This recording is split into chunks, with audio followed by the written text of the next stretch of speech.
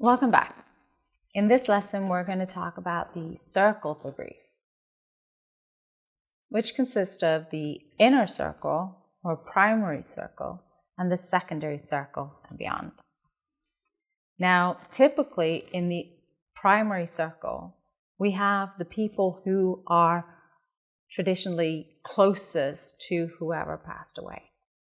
So if a child passes away, it will be the parents and the siblings and whoever is the main caregivers of that person.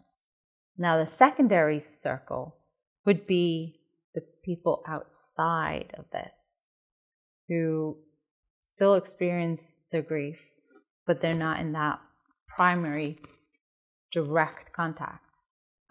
This can be like grandparents, and they can be aunts and uncles. It can be friends of the family.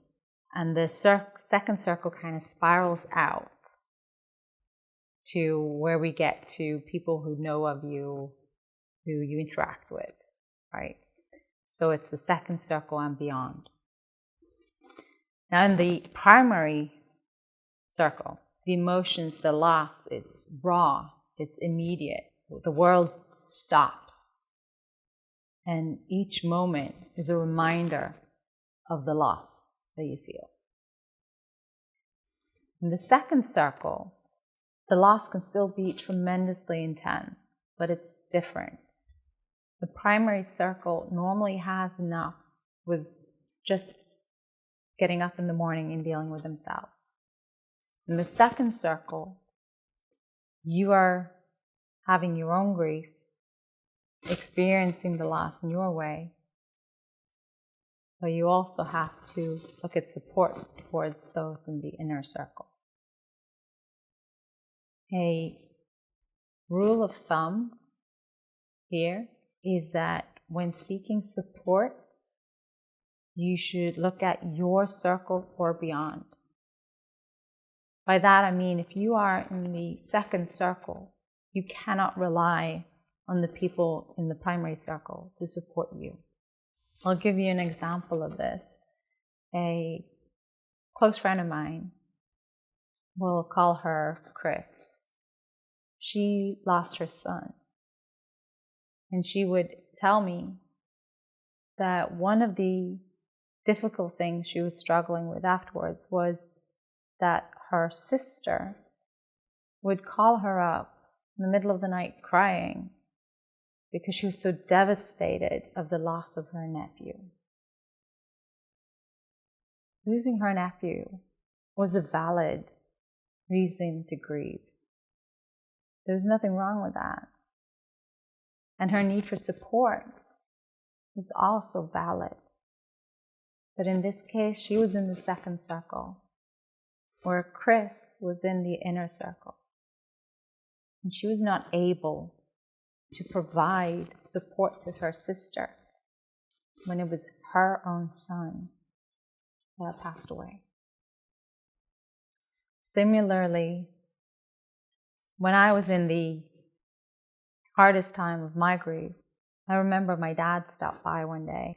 During this time, it was hard enough for me to just get up in the morning and take care of my daughter who was still living. I didn't have any reserve to help anyone else.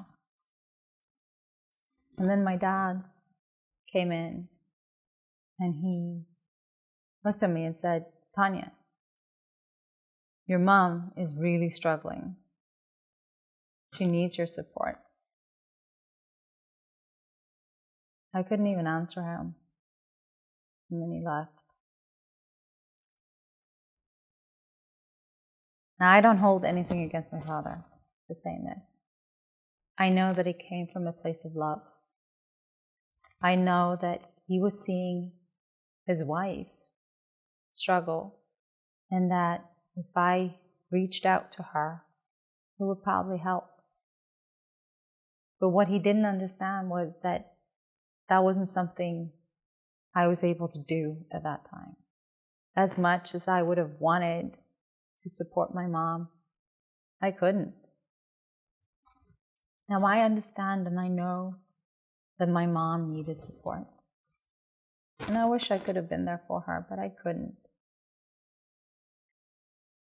Because although it's hard to compare grief and say that one's grief is worse than another's, there's still a natural balance that we can use as a set point. Now, the second circle of grief, which I suspect most of you are in, is a challenging place to be. In the second circle, you're probably going through your own grief, very profound, important grief that you need to deal with. And you might find yourself wondering, is my grief actually valid? You might find yourself trying to manage your profound grief while trying to support somebody else. And it's a challenging balancing act. Now I want to say all grief is valid. It truly is. But I want you to reflect. If you think of a $100 bill, it's a valuable bill. But if you take your $100 bill and you try to trade it for a $1,000 bill, it's not a fair trade.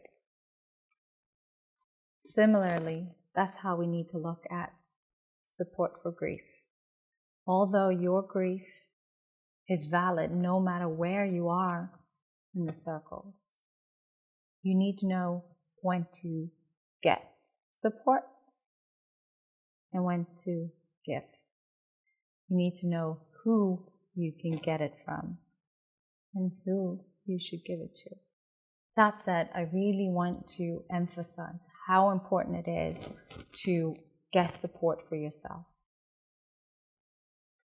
And in Module 3, we will dive deeper into what we call the first principle of support. But I want to touch on it now as well, because in order to truly give support, we need to come from a place ourselves where we feel supported. It is important to seek support. And I want you to do this. I want you to go into the Facebook group. I want you guys to support each other. Because through gaining strength from support, you can support others better. And by recognizing the circles and where we are in them, we can better adapt our actions and our response. And by nurturing ourselves, we are better equipped to nurture others. So after this video, before you head into your workbook, I want you to listen to the following guided meditation. Come back to it however often you want to, but make sure you do it right now before you go into the workbook. And then I'll see you in the next lesson.